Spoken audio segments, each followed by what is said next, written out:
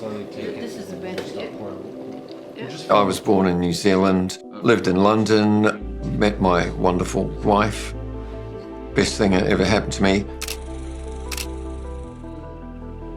We decided to move to the Gold Coast, but in the last 10 years I'd get tingling in my hands.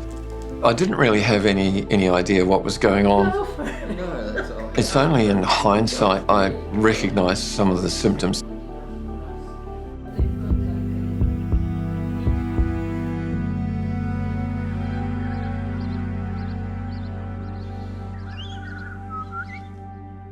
There was nothing obvious to me beforehand.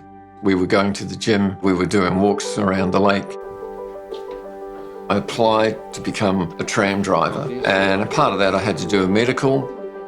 The results come back and the doctor that was there said, "You're not going home, we're going to operate on you tomorrow." Got about a 94% blockage of your arteries.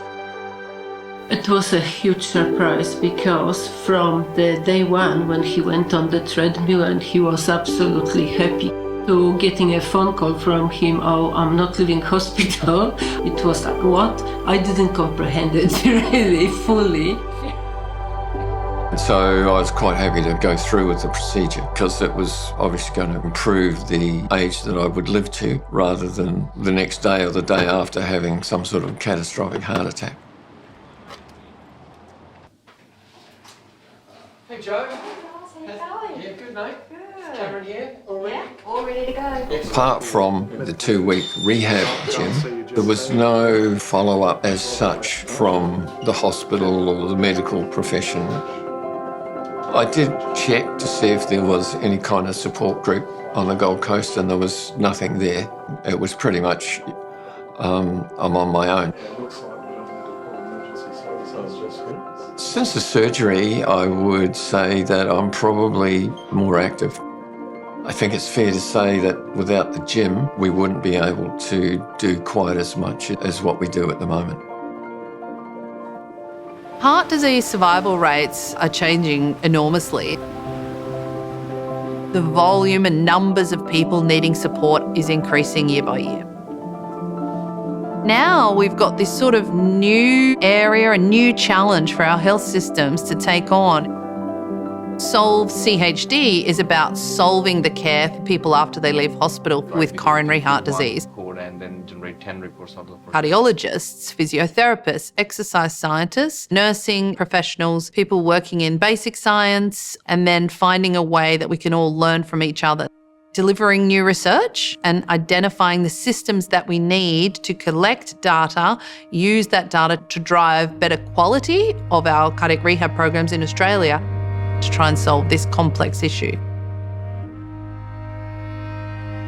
I've started a support group. It's really just an opportunity for everybody that are in a similar situation to talk about their event and the degree that they've been affected. They find out that actually I've got 3 arteries in my heart which are 90% blocked.